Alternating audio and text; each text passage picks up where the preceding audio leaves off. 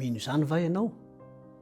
Miverimberina trano izay fanontaniana izay natao fampietseretana sy natao ihany koa mba hanokatra ny masom-panahintsika amin'ny alalan'ny finoana izay manaiky kokoa ilay zo izay nomen'Andriamanitra ahafahana mahalala ny any amin'ny mandrakizay. Ary izany dia mitarika antsika hino ilay fanambarana izay nataony mahakasika an'io mandrakizay io. Toy izany ihany koa ny hoe mandray ny fiadanam-po izay atolotra dia ny ety amin'ny fiainana atao hoe voafetra ihany, mba hiomanana sahady sy hatsapana sahady hiainana sahady ny any amin'ny mandrakizay.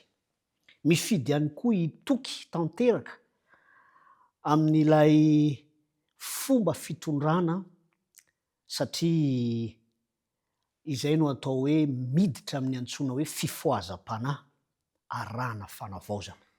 Raha ny sitrapon'Andriamanitra no resahana, tsy izaho zao na ianao zao no ahay hamaritra an'izany zato isan-jato, fa kosa natolotra antsika sy nomena antsika ny fanambarana dia matoky isika ary mitoky kokoa hatrany mihena zany hoe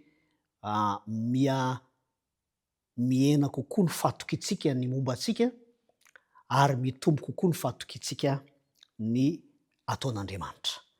Aza dino fa ny fanavaozana izany hoe ny fifohazana izay miaraka amin'ny fanavaozana, ny fanavaozana rehetra ara-panahy dia vokatra fa tsy zavatra hoe natao. Toy izany ihany koa mety misy fiovana mahagaga eo amin'ny fiainako, eo amin'ny fiainanao, satria tsy hoe kory nisy ezaka mafy natao, fa vokatra ara-panahy zany. Mety hametra-panontaniana ihany isika manao hoe fangamo zany le izy, fangamo moramora ny makany amin'ny mandrakizay, fangamo natao an'ny kamo mandeha any, satria raha jerena tokoa zany zavatra zany dia ohatran'ny hoe miandro fotsiny.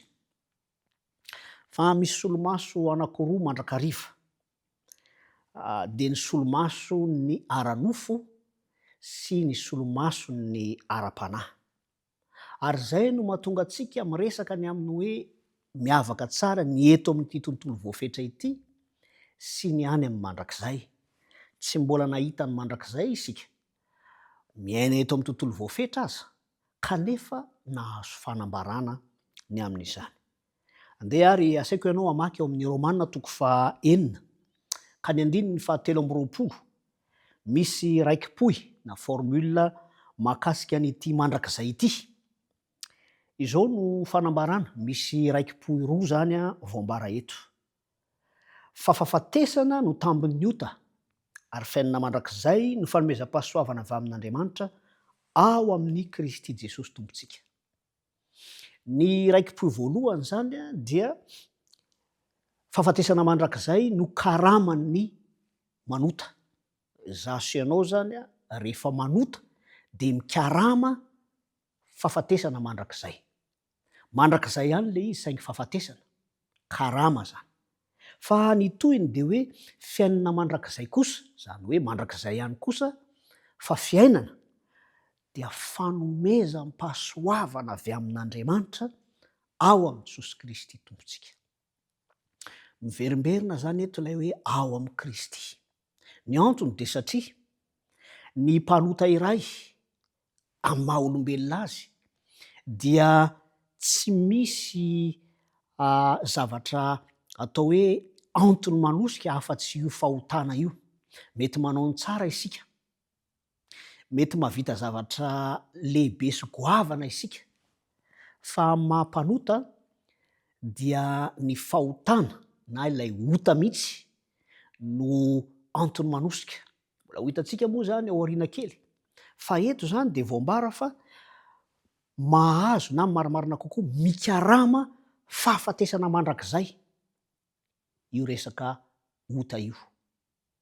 Fa mifamadika amin'izany kosa, tsy karama ny fiainana mandrakizay fa fanomezana.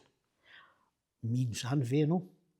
Satria rehefa apetraka io fanontaniana io dia tokony ho mazava amintsika izany raiki-poy sy ny mahasamihafa ny fiainana ho amin'ny fahafatesana sy ny fiainana ho amin'ny mandrakizay. Amin'izao fotoana izao no iainantsika. Mahalala isika fa mpanota, zany hoe raha tsorina dia mpikarama ho amin'ny fahafatesana. Fa misy fanambarana koa nefa hoe ao amin'ny Kristy dia fanomezana kosa fa tsy karama ny fiainana mandrakizay. Tiako ny hametraka ilay fanontaniana mampieritreritra hatrany manao hoe mino zany va ianao? Satria indraindray mantsy mety eritreritra isika hoe io avy amin'ny alalan'ny ataoko no azahoako ny mandrakizay, toy ny fiheverana hoe karama zany. Roa zany ny mandrakizay eto, misy ny fahafatesana mandrakizay ary misy ny fiainana mandrakizay. Tsy maintsy misafidy isika, fa mazava tsara ny raiki-poy mahakasika azy io.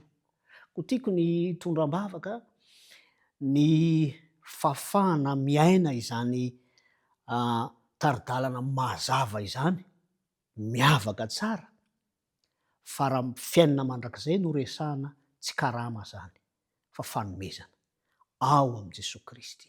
Koa asaiko amitiavana ary ianao fa hisy vavaka izay hotononona mba hiombona antsika. Vavaka isika tompoko.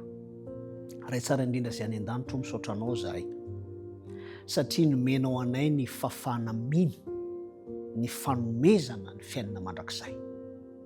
Na dia mbola eto amin'ity tany sy tontolo voafetra ity aza izahay dia mampianatra anay ianao handeha amin'ny finoana mba hahafahanay mino fa azo atao ny mandray ny fanomezana dia ny fiainana mandrakizay ao amin'ny Kristy. Mampianara anay ny amin'izany. Fa tonona mivavaka ao amin'ny anaran'i Jesosy Kristy. Amen.